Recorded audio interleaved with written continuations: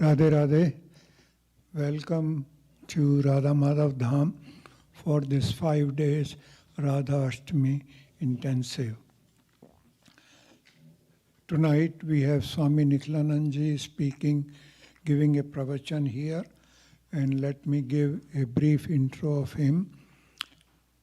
Swami Nikhilanand Ji was attached to the Hindu philosophy from an early childhood, and while living at Radha Madhav Dham, which is the main ashram of our worldwide organization, Jagadguru Kripalu Parishad in the West, Swami Nikhilanand Ji learned the philosophy of our prime scriptures under the guidance of Jagadguru Shri Kripalu Ji Maharaj.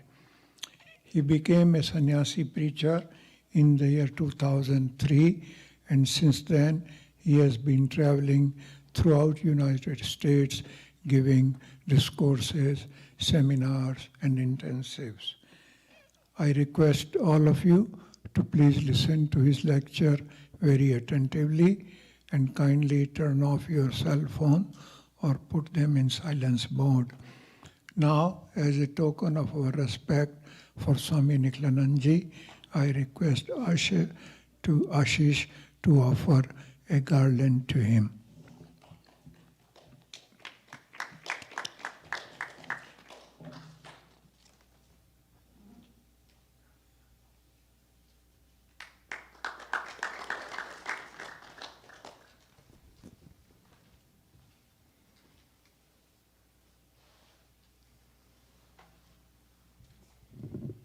Prathamam Sadgurum Vande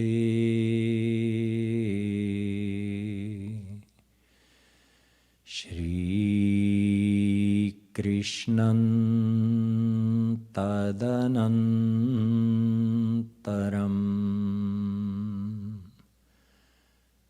Guru Papatmanam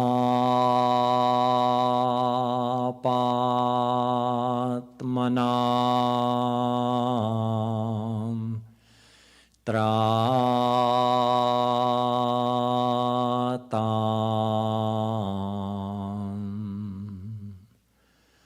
Guru Papatmanam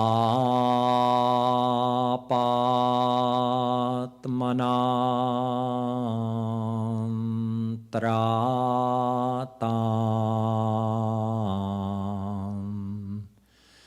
Shri Krishnastvamalatmanam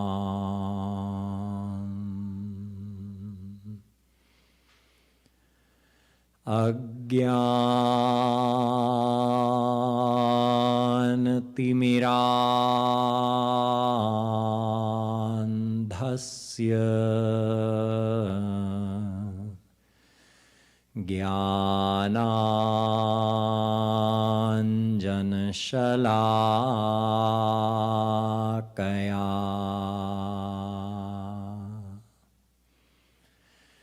Chakshurunmilitam Yena Tasmai Shri Gurave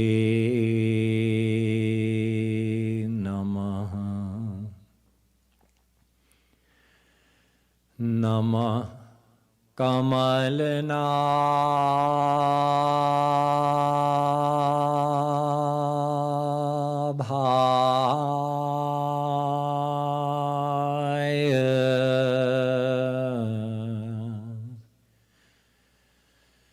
Namah Kamalama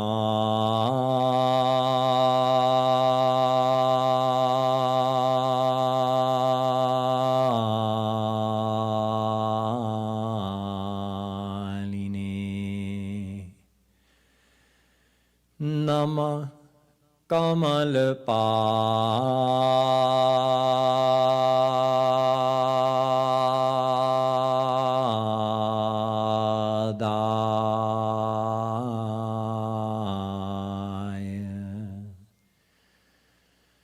नमस्ते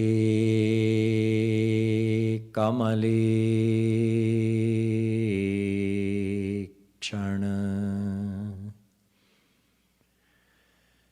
यो ब्रह्माणं विदधाति पूर्वं यो वै वेदांश्च प्रहिणोति तस्मै तग्मंह देवमात्मबुद्धिप्रकाशम् मुमुक्षुर्वै शरणमहं प्रपद्ये.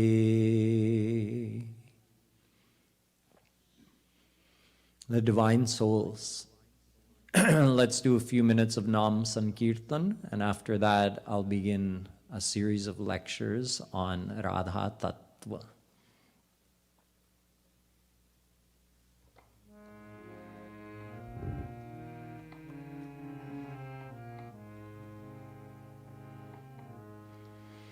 Meri Radharani, Meri Radharani, Meri Radharani, Meri Radharani.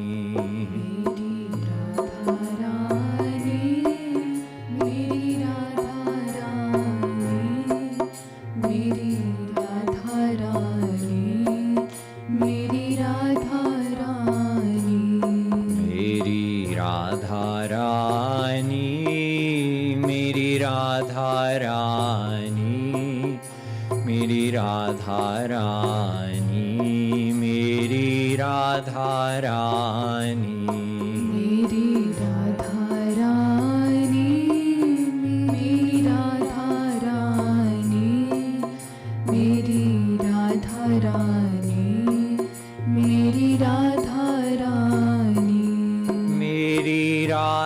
Radharani, Meri Radharani.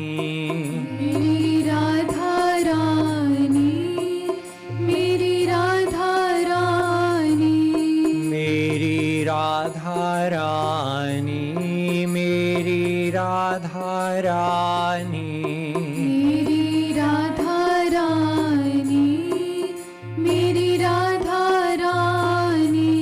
Meri Radharani,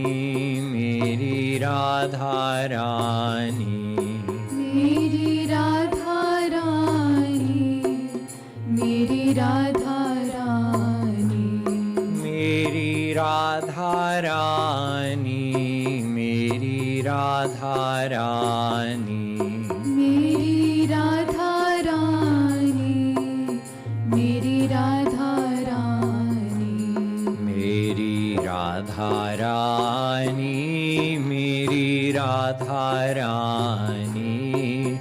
Meri Radharani, Meri Radharani, Meri Radharani.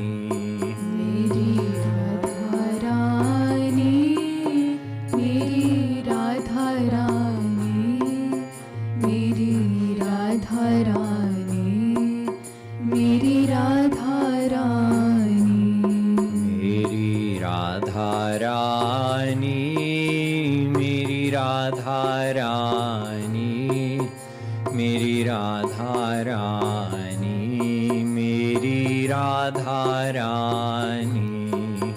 Meri Radharani, Meri Radharani.